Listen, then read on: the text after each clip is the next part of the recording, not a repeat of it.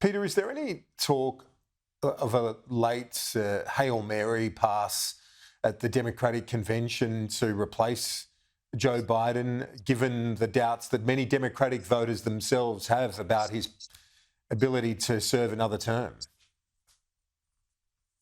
I don't believe that's really going to happen because it's so far late in the game. And if that happens at the convention, you know what they say, don't change horses in the middle of the stream, right? In this case, it's even more crucial because Biden has already won against Trump back in 2020.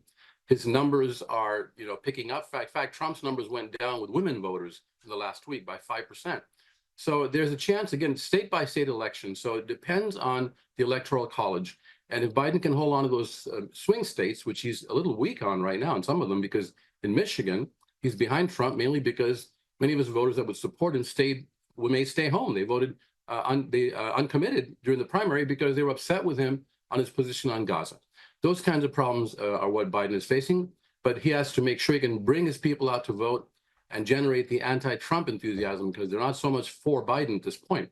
But Trump has a problem. He cannot expand his base. He's got a very committed base, but he can't seem to expand it to more voters like the Nikki Haley voters, for example.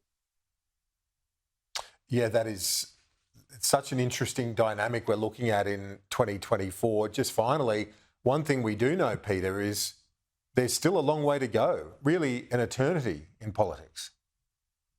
It really is because 8 months away, that's quite a long time. And by the way, this is the first election, I think, in recent years that this much time is left before the general election from the primaries, the clinching of the primaries. So it's going to be the longest campaign ever in recent history.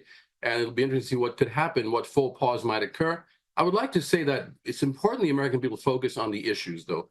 There are two very different, distinct approaches to politics and to the future each candidate has on economic policy, on foreign policy, as well as on their personal lives and their personal characters. So people should be paying attention and vote accordingly. Professor Peter Mathews joining me live from LA. Thanks, appreciate it.